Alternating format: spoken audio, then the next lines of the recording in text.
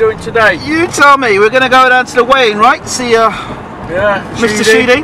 What's your thoughts on the fight? I think he'll beat him for the simple reason that it's in Sheffield, he's got home support, and the kid's not as good as Sheedy. Sheedy's just took Langford for a split decision. Langford's, they were saying, were world class, but maybe he isn't. But I think that Sheedy is somewhat special, and I think he's going to go a long way. He's only got 2 defeats on his record, and they were both split decisions. So I think he's a good fighter. He's a southpaw, he's quick, he's got that Ingram style that his Glyn Rhodes has taught him. So yeah, I think he'll be alright, he'll win. What do you make of Tommy Langford's defeat of the weekend? I'm gutted for Tommy, but he'll learn from it, and if Muhammad Ali can get beat, and Dave Allen can get beat, who was sat in the back of my car, anybody can come back, can't? Even Roy Jones got beat, Carl Froch got beat, if I fought Eddie Hearn, he'd get beat. So what did you make of the weekend's boxing? Rocky Fielding? Rocky Fielding, I thought got beat by John Ryder by 4 rounds. I thought the judging was shocking. Shocking as in capital S, shocking, and shocking as in Edison Miranda against Arthur Abraham, Robin Reed against Otke.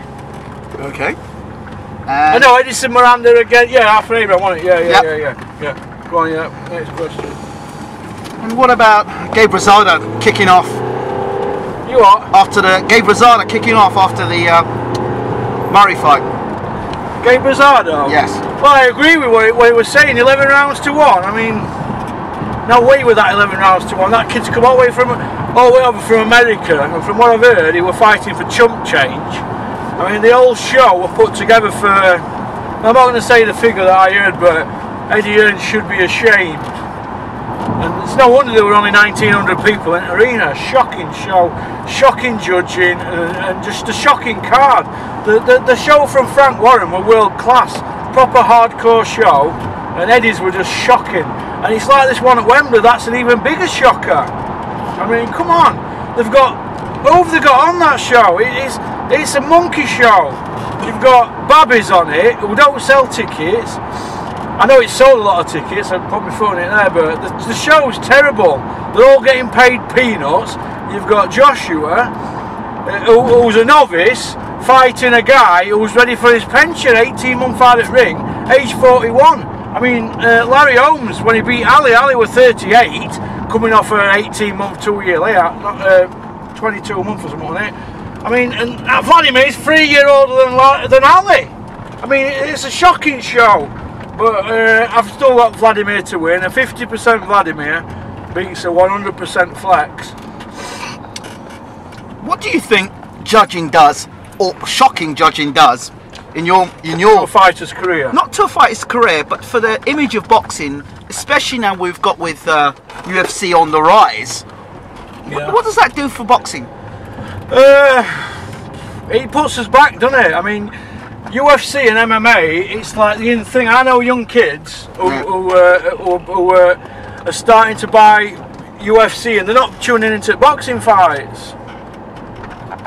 Get in your lane, love. Shouldn't be a road, should it, 70-year-old? I'll cut that bit out. Go ahead. Sorry, go on. Yeah.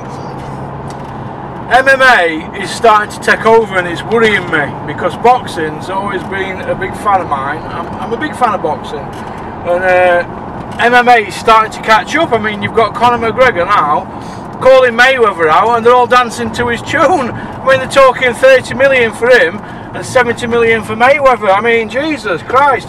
2.5 years ago, nobody even knew who Conor McGregor were, and he could just waltz into this sport of boxing and fight Mayweather when you've got people who've been grafting 10 years and can't get a fight with him. I mean, he can't get a fight with Mayweather, but Conor McGregor's going to fight him. It's all messed up in it.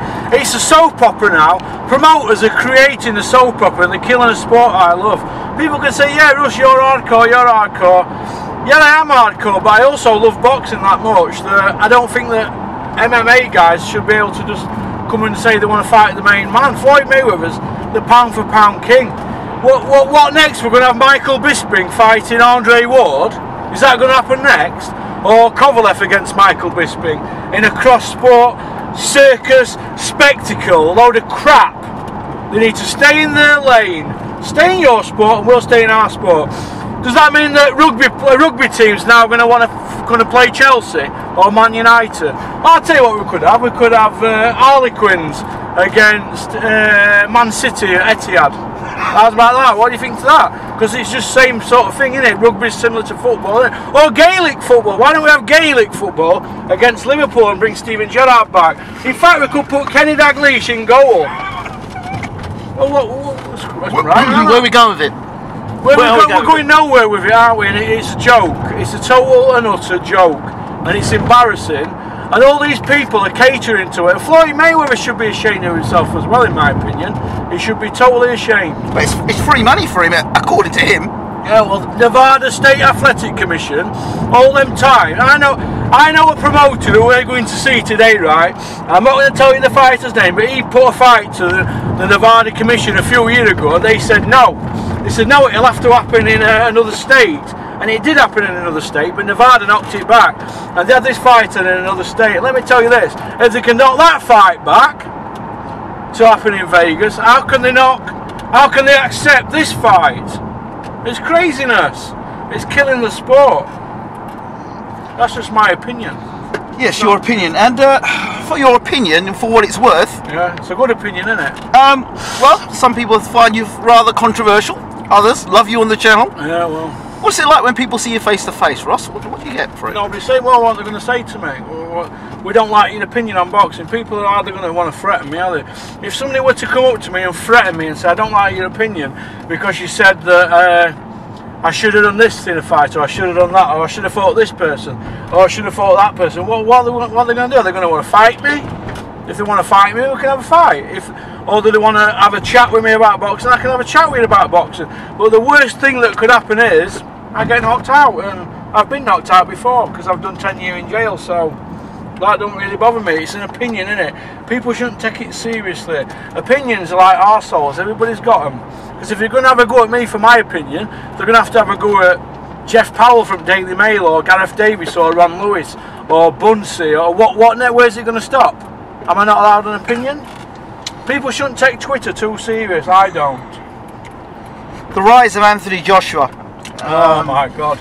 Well, we've got to talk about it because he has a lot of fans, and a lot of people have come into the sport of boxing talking about the way he looks rather than his boxing ability. He looks like a superhero, doesn't he? I know the point you might be trying to make here is when he fought at the Olympics, he took a year out, didn't he, after the Olympics before he turned pro, and he put on 32 pounds of muscle, didn't he? And his body fat was reduced. Now, people are saying in the bodybuilding world, I speak to Dorian Yates a lot, he's a good friend of mine. People are saying that that's impossible to do in 1 year without taking anything. So the guy's either juicing or he's a freak of nature, but I can't say what because I don't know him personally. I've met him a couple of times and I don't know him, so he could be a freak of nature. He could be Superman. He could be Ken Barlow in a leotard. I don't know him, so I don't know, but you know, he looks a lot bigger than when he was at Olympics, doesn't he? So he's either lifting a lot of weights and he's got a fast metabolism and he's eating a lot of chicken, or I don't know, but I think he's a fraud personally. But we're going to see on Saturday night, aren't we, when he fights a 41-year-old guy who's been out of the ring 18 months, who's got 4 defeats, 68 fights. But hold on. I know you're saying 41 years old. Remember, George Foreman won the heavyweight championship of the world again at 45. And I would say Vladimir Klitschko is technically a better boxer than George Foreman fought Michael Moorer for the world title and lost every single round. And he was losing the round that he won it in, and he caught him with one punch. Up until then, he'd not really beat anybody, had he really? Only a washed up. He beat the left-handed guy, didn't he? Who beat Larry Holmes, Jerry Cooney. He beat Jerry Cooney on his comeback. Hold on. What about the Shannon Briggs fight? Caught him, didn't he? We're losing that fight though, wasn't he? Caught him, didn't he? He beat Moorer by knockout, but he also I thought he beat Briggs too. Yeah. So I mean, and Briggs was then, you know, he was considered the linear champion until Lewis. Oh yeah, I suppose you could throw that at me, but so Vladimir's been out of the ring 18 months, but he's still got enough in his locker to beat. So I know you talk about his age, but you're 41 years old for Vladimir. He is not a guy who's been in a lot of wars. He's not a guy that fights to his face. He's not a guy. You know, he's a guy that's set up a way of boxing which is defensively responsible. Okay, I mean, this guy before Tyson beat him was an all-time great. Remember? Yeah. Remember? Oh, Tyson was going to get done in a few rounds. Oh, Vladimir's an all-time great. You heard it all across boxing forums. So how can you move from being an all-time great to being, you know, what he is now? I mean, he's out of the ring. He's out of the ring. Well, he could be rejuvenated as well. Yeah, he could be. Yeah. Well, we're going to find out on Saturday night, aren't we? Okay. So how do you see the fight going in your mind? I think Vladimir will take him into deep water and drown him. See, my concern for this fight is the fact that Joshua's not done a 12-rounder. Okay. Not done 8 rounds yet, has he? Well, that's it. Brazil, went 8th round. Yep. That was my concern. Why didn't Joshua fight Ortiz? They were in the same stable. He fought Eric Molina. Ortiz is the #1 box rec guy. The fight was on Eddie Hearn's plate. But how can Eric Molina be a bigger ticket seller than Ortiz, who had already fought in Britain? He'd fought in Monaco and then in Britain, so he's already been fighting in the area. So why didn't you put him in with Ortiz? Southpaw, oldish guy, undefeated. It's on your lap. You're in the same stable. No, we're going to fight Eric Molina, a 36-year-old school teacher who's a part-time boxer. But yet, Dave Allen, he put Dave Allen in with him, didn't he? So, I don't agree with that. But David will learn from that fight, won't you, Dave? Dave's just quieting back. He didn't want to say anything, do you, Dave? It's the quietest Dave Allen's ever been, isn't it, Yeah. eh, Dave? Don't worry, Dave. We know you love Eddie. So, okay. If Vladimir Klitschko becomes world heavyweight champion again, what does that mean for the heavyweight division? It means that Dave Allen might get a title shot. I don't know. I mean, it's going to make it boring again, isn't it? He'll, really? Tyson, yeah, I mean, unless he comes back and he sets about Joshua with an exciting style, it's just going to be jab, jab, jab and grabbing it. But I think he's got enough in his locker to beat a novice off. Because let's have it right. If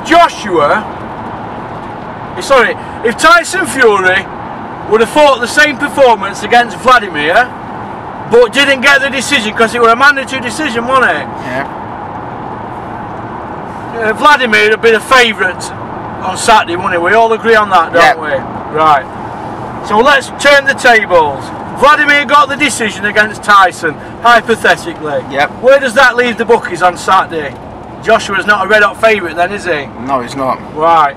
So mentally, Vladimir's going to go into that fight and he's going to think it was a one-off bad night against Tyson. It was a mandatory loss, and I'm going to take that performance into the Joshua fight and perform better. I'm going to let my hands go. But he didn't really let him go against Jennings, did he? You're talking about two guys now that have got good footwork. Jennings and Tyson. So Tyson's got best footwork in division, hasn't he? So when you're talking about those two guys and Klitschko didn't look good, Klitschko wasn't able to land the jab where he was to land the big right hand. You need to measure up with the left jab. Joshua is going to be a different situation. I don't know if Joshua's footwork is as good as Jennings and as good as Tyson's, because if it isn't, and he stays on the line, and Klitschko can line him up with the left jab, then you know what's coming behind the left jab, don't you? Of course we do, yeah. Down the pipe, the right hand, and then the left hook. Yeah. So it's key, isn't it? Key for Joshua to be able to start fast, back Klitschko up. And I've never seen Joshua fight off the back foot, to be fair. Yeah. I mean, I'm not being critical of Joshua. Look, he looks $1 million, doesn't he? He's got Olympic gold medal. But let's have it right. He only won one of them 4 fights, but he's got the medal. He got to the Olympics, so that's good in itself. Now, he's quick, he's fast, he can punch, right? But he's not experienced enough to beat Vladimir, in my opinion. And also, all this about he's the next Ali. They keep filming things on Sky, things with Ali, and they're putting Joshua in the same bracket as Ali. Why don't they put him in the same bracket as Mike Tyson? No, they keep putting him in the same bracket as Ali. Now, in my opinion, he's not Ali. He's not by a long shot. Joshua's not Muhammad Ali. So this hype, it's just craziness. Utter fucking craziness. But I wish him well. But in my opinion, Vladimir will beat him, and I've had a bet on Vladimir, so I'm going to be cheering for Vladimir. I know that's not very patriotic, but that's where my money's gone on, because it's decent odds. You don't get good odds on Joshua. But it won't surprise me if he got caught off Joshua and he went for an early shower, because it's possible. If whoever lands, they're going to go, aren't they? But I think Joshua's chin is weaker than Vladimir's. I think all this about Vladimir having a weak chin, I think he's developed a style since he got knocked out them few times that he's hard to nail. And I think Tyson knew that, so he knew he had to fumble his way through. And that's how he beat him. But Joshua might just throw caution to win and set about him, because that's his only chance, I think. You should start boxing. Pardon? If he tries to start and box for Klitschko. If he doesn't stop him early on, it could be a bore feast and it could go to points. Now what worries me, if it goes to points, I'm going to lose my money because I've got Vladimir to stop him. But another thing, one of the judges is a judge from the Jamie McDonnell Solis fight, who had it 116 to 112. Now everybody in boxing knows that Jamie McDonnell lost that fight by about 7 rounds, didn't he? He didn't win it by 4 rounds. So if that's the same judge who were in Monaco, sipping pina coladas with Eddie Hearn, Adam Smith and Johnny Nelson, we could be in for a bit of controversy and a rematch in Germany. And then we can play it again, Sam. Oh, that's right, isn't it? Put this on, this address on here for Dennis's office. Yeah, I can't see him beating him, Ingram, to be honest. He's not got enough in his locker. Yeah, he's got a good trainer who's had Carl Froch, but who else has he trained besides Carl Froch? Only amateurs. So the jury's not out on the trainer, though. He's a good trainer, but I don't know. McCracken's only really been in world title fights with Froch at the top end, hasn't he? And he hasn't really got. He's not really. He says he sees a lot of things in Joshua that he sees in Froch, but we don't know yet, do we? Because he's just knocked everybody out, hasn't he? Now, if you remember, everybody seems to go on. Everybody seems to go on about Mike Tyson, don't they? In 100 meters, roundabout, take third exit route recalculation. Drive 1.4 kilometers. Everybody keeps going on about Mike Tyson, right? How he knocked everybody out and that. But what happened when Mike Tyson started whacking people and they started whacking him back? Have you ever seen Mike Tyson in a war that he's won? Have you ever seen General McClellan in a war that he's won? It's schoolyard bullying stuff.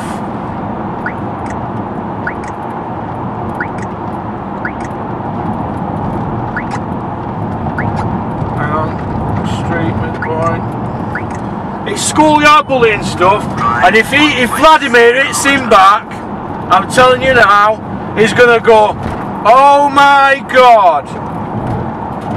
Nigel Benn for Michael Watson, Finsbury Park. I was there, 1988 spring. I used to live in Cricklewood in London. I'm only 17-year-old, and he threw everything at Michael Watson in the kitchen sink, and then he started hitting him back. He didn't know what to do.